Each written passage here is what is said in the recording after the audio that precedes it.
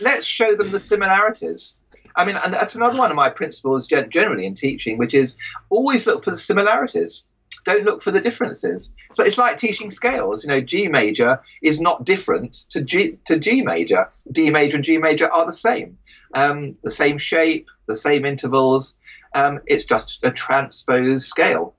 Let's not look at differences. Otherwise, you know, if people that teach that every scale is different, then every scale is in a different bit of the brain, and you know, you've got to learn 12 different scales rather than one scale in 12 different versions. It's so much easier to see the similarities rather than teach the differences. Just on scales quickly, do you like using that kind of tetrachord approach, or do you use relative majors and minors, or do you not necessarily have a preference?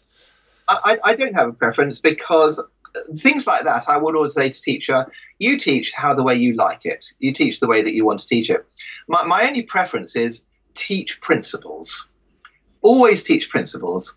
You know, I can't remember.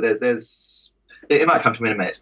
If you teach principles, you give someone the ability to teach themselves. You know, this is how a major scale is constructed. Let's listen to it. Let's understand its shape. You've now understood this major scale. Now you can go and work out any other major scale. You know, it's not every major scale is different, or you know, there are some fingering changes, obviously, in different major scales, but we teach the principle of fingering. Now, why do we have to do different fingering? You know, a child asks. Well, so that you can actually play it.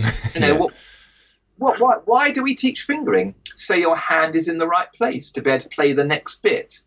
You know, there has to be principles here that children understand. Oh, yeah, I can see that now. It's not I just got to learn some boring fingering. It's I learn fingering so that my hand is in the right place so I can play the next bit. You know, that kind of makes sense. And how many different fingering patterns are there for scales? Well, there are a few, but all these scales fit this particular pattern. And we use this pattern because it's shaped like this. And so we're teaching our pupils principles. You know, when it comes to piano grade 8 scales, there are millions of them. Right? Yeah, it is ridiculous, isn't it? There are, and we can't possibly teach them all, and we can't possibly hear them all in lessons. Otherwise, you spend every single lesson hearing scales. So we have to teach principles.